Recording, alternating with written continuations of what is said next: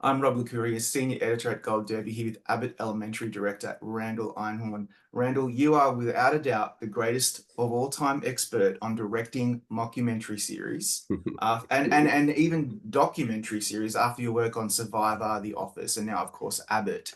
What skills have you built up over the years to step in as an interviewer on a show like this and make it work so successfully? I mean, I think for me, like the interviews in particular are something that are really fun to play with because the way that I'll adjust a performance is through the questioning. And the way that I'll ask a question a little bit more accusatory or in a little bit more unsettling way, or I'll say to somebody, that person was really rude to you. Talk about what that meant. Or I'll just say, how did that feel the way they talked to you? And it elicits a different performance from them.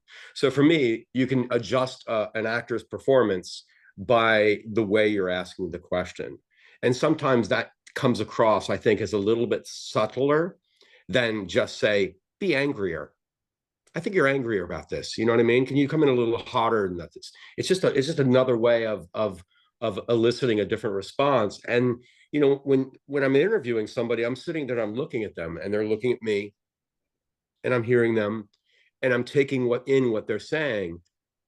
And sometimes I just sit there a little bit longer, and then they say something which is what I really want, which is that's a very classic documentary style, is to interview somebody and just leave it blank, and then they say what you really want. Yeah. You know what?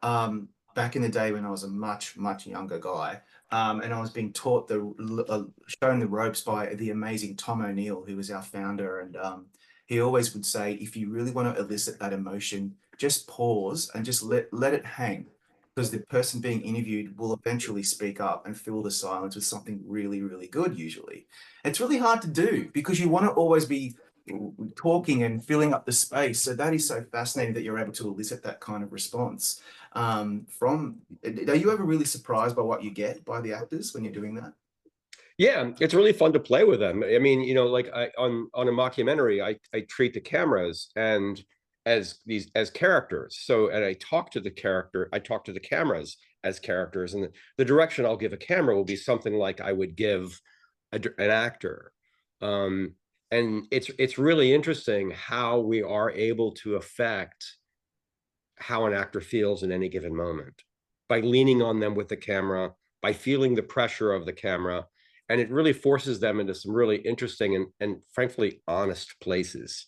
I think it places the characters in the scene in a very real and earnest way. And I think that also elicits great, earnest performances, which is key to me in comedy.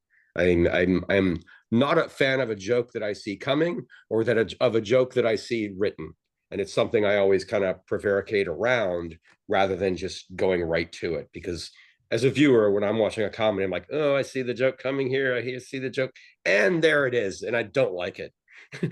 So I always try to skirt around it a little bit more than than you think. It's an interesting thing.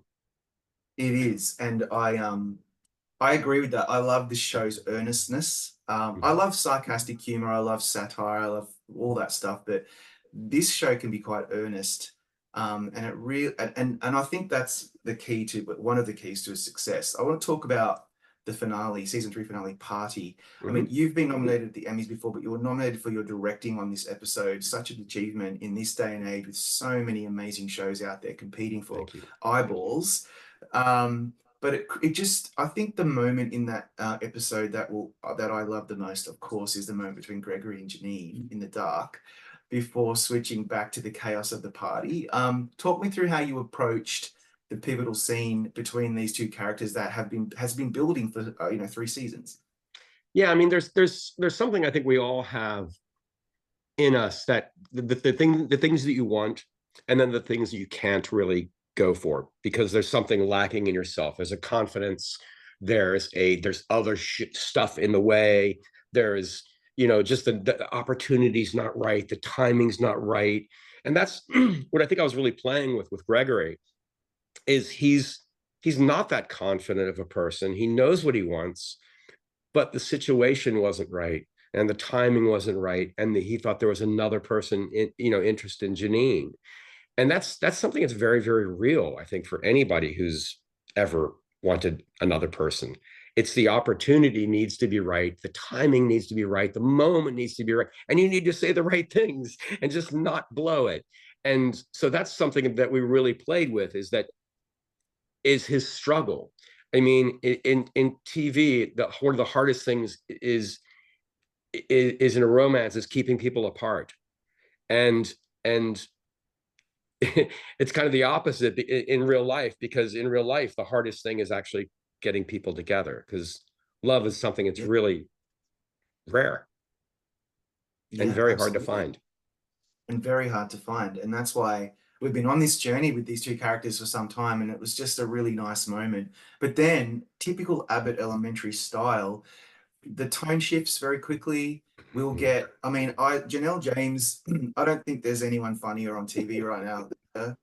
Every time I usually watch the show with my son, he's 14, and we will just crack each other up every time she's on the screen. So we get Yeah. that kind of stuff.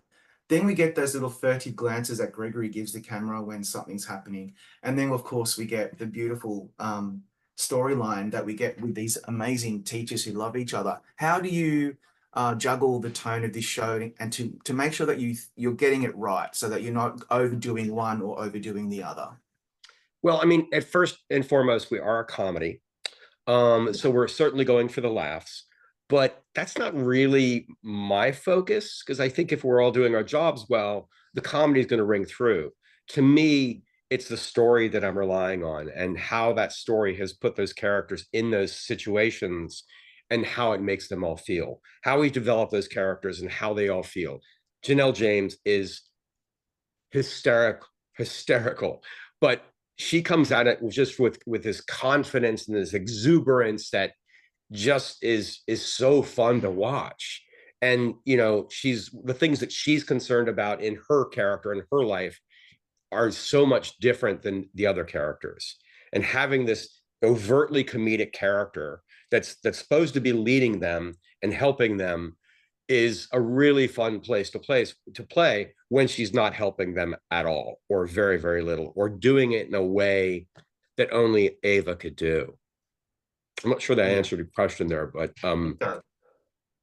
Yeah, no, I think it does, and brings me to this question because I remember that you've said in the past that on day one you all felt like something was quite special about the show, mm, and we all felt that too as the audience. This became a hit very quickly. It was a hit at the Emmys, and everyone seems to really love it. I'm wondering how that energy has evolved or changed over the years now that the show is in its fourth season. it's funny. I think when we day one of that show, it felt so right, and everybody felt so well drawn. And that's, I have to hand it to the writers, is they all feel so drawn. Nothing is going to come out of Ava's mouth that Jacob would ever say. Nothing is going to come out of Cheryl Lee Ralph's mouth that Quinta Brunson's going to say. So they're all uniquely and distinctly drawn. And when I'm reading the script, I don't need to read whose line it is. I know it because it's just true to the character. And that's something we've been really mindful of, is making sure that our characters are ringing true as themselves. And Yeah. and in doing so, we've created all these characters that really bounce off each other in a really interesting way. You know, it's really fun to work out that geometry and figure out who's going to play off who in any, or who's going to bump up against another character. So it's been really fun. Day one of that show, it just felt right. It felt like we cast the right people. And there's a story I'd like to tell, that on day one of the pilot, there was a scene where Janine was supposed to be getting the kids to quiet down. And we're all on set, and this is during COVID, and the kids hadn't been in school. Some of these kids had never been in school like that. Certainly, most of them had never been on a film set. And we're there, and it's like, okay, quiet, please, quiet, everybody, kids, quiet, quiet, quiet. Janine's trying to quiet the kids down. I'm trying to quiet the kids down. The ADs are trying to kids, quiet the kids down. And Cheryl Lee Ralph comes in and says, "Good morning, class. I am your teacher.